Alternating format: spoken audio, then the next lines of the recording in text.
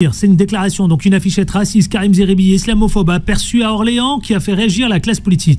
Cette affiche, elle montre quoi? Elle montre donc zone interdite aux musulmans. Indique l'autocollant, cette affichette, rue Charles Sanglier, à Orléans, dans le Loiret. Personne ne sait d'où elle provient, mais elle récolte déjà beaucoup de réactions, notamment, vous l'avez dit tout à l'heure en tout début d'émission, les personnalités des RFI, plusieurs, dont Rima Hassan et tous les autres. Ce sticker, cette affichette, renvoie vers un site de vente de produits néo-nazis. Karim Zeribi. C'est très grave, parce que ça fait état d'un climat qui devient de plus en plus irrespirable en France pour les Français de confession musulmane. Oui. Il y a une montée des actes islamophobes qui sont niés par une grande partie de la classe politico-médiatique qui feint de parler de ces actes islamophobes, qui évite d'en parler. Moi je constate une chose, c'est que quand il y a un acte antisémite, on fait l'ouverture de 20h. Quand il y a un acte islamophobe, on n'en parle que quelques lignes dans la presse régionale. Et encore une fois, je trouve que quand il y a un acte antisémite, on fait bien d'en parler aux 20h. Parce que l'antisémitisme, c'est inacceptable. Mais l'islamophobie, ça l'est tout autant inacceptable. Et quand on a une affichette dans une ville comme Orléans, un sticker, un autocollant, qui est collé dans la ville et qui montre une interdiction aux musulmans, comme on montrait à l'époque une interdiction aux juifs, on devrait normalement s'émouvoir dans le pays. On devrait trouver ça honteux et scandaleux, au nom de notre idéal républicain, de nos valeurs, qui doivent concerner tous les Français, sans distinction d'origine, de couleur de peau, de religion. Mais alors là, on a l'impression que il y a encore une fois une forme de timidité, de réserve à en parler. On a des députés LFI qui sont montés au créneau. Vous avez cité Rima Hassan, on peut citer Léaumont, on peut citer Porte, le député Porte. Certains qui se sont insurgés en disant voilà, Thomas Porte, voilà le climat dans lequel notre pays évolue. Ouais, ils ont dénoncé, mais c'est l'ensemble de la classe politique qui doit dénoncer ça, sans distinction d'appartenance partisane. C'est l'ensemble des médias qui doivent le dénoncer. Quand il y avait eu les étoiles de David sur les murs de Paris, souvenez-vous. Je me rappelle très bien. Les étoiles de David. Mais là, encore une fois, tout le monde avait dit, mais qu'est-ce qui se passe derrière? C'est peut-être ce nouvel antisémitisme. Vous savez, ce nouvel antisémitisme, qui n'est pas l'antisémitisme d'extrême droite, disait-il à l'époque. Cet antisémitisme, et puis on regardait dans la direction des banlieues, qui vient de là-bas, vous savez, cette jeunesse-là, qui est antisioniste, et donc antisioniste égale antisémitisme dans leur esprit. Donc tout le monde déjà portait des doutes sur ceux qui pouvaient être derrière ces étoiles de David. Ce n'étaient pas des gens des banlieues, ce n'étaient pas des Français d'origine maghrébine, subsaharienne, ce n'étaient pas des Français de confession musulmane, c'était des gens des pays de l'Est qui avaient fait donc ces étoiles de David.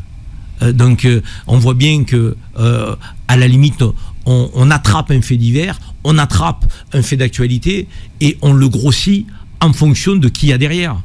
On le grossit en fonction de ce qu'on peut en tirer politiquement. Ça veut dire que quelque part on instrumentalise l'actualité. Là, cet autocollant, ce sticker, interdit aux musulmans. Interdit aux musulmans. Mais où on va? Une femme aujourd'hui qui porte le foulard dans la rue, je dirais, elle a 50% de chances de se faire insulter. Je rappelle que les personnalités, les députés donc de LFI, ont interpellé monsieur le maire d'Orléans.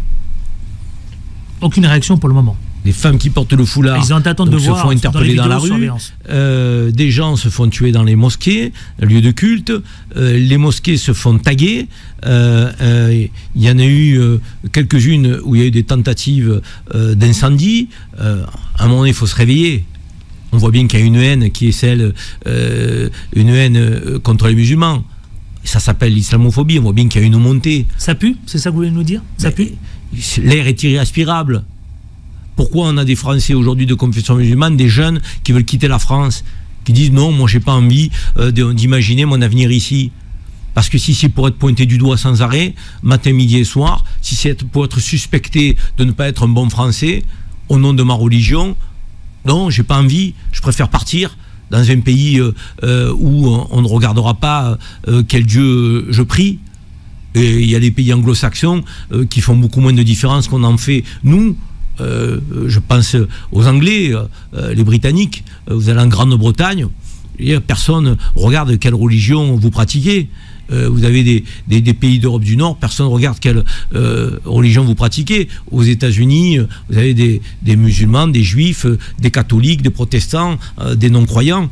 La réalité, c'est que dans notre pays, on est en train effectivement de créer un espace qui va devenir de plus en plus difficile en termes d'épanouissement pour les Français de confession musulmane. Mais c'est grave, parce que c'est pas les valeurs de la France.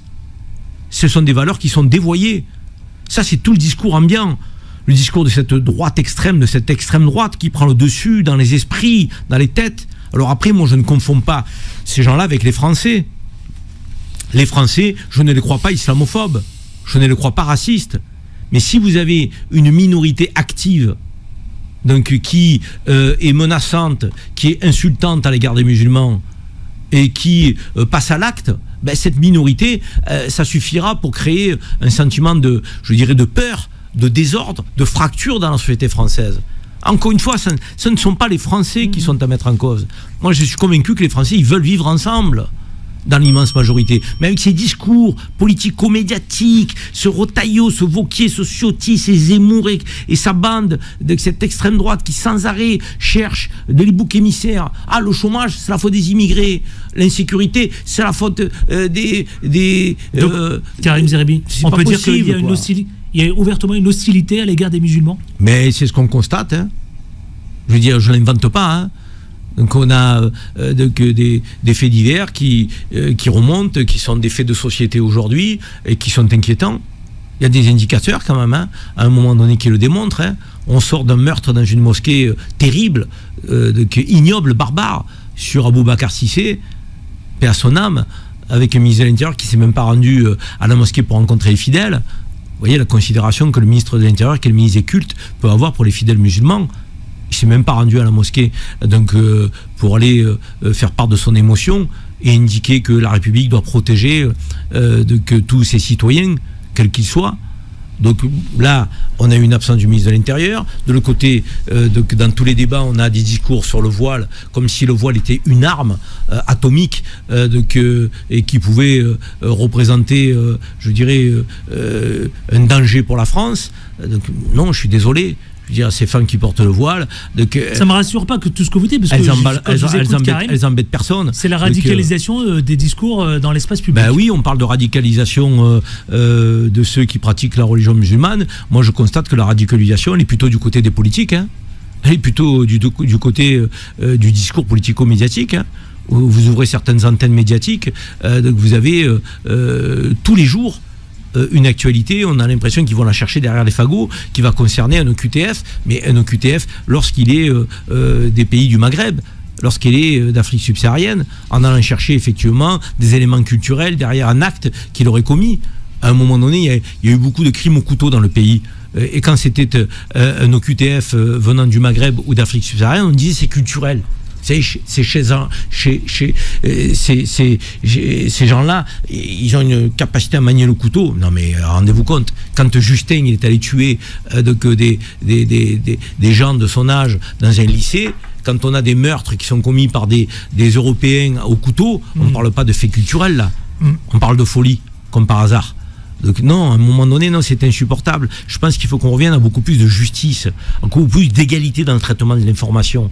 Donc, et qu'on arrête d'opposer et de monter les uns contre les autres. On monte les Français contre les immigrés, donc les immigrés contre les OQTF, les OQTF contre donc, les Français qui travaillent. Dans la communauté nationale française, on montre les Français en fonction de leurs origines, de leur religion. Non, c'est insupportable. Non, ces gens-là, ils nous mènent dans le mur. Franchement, c'est pas le projet français qu'ils portent. Ils sont pas des patriotes. Ils font mal à la nation. Ils font mal au pays, ces gens-là. Donc une tentative de normaliser les choses, quoi. Ben, je pense qu'ils sont en train de fracturer le pays parce qu'ils pensent que c'est électoraliste.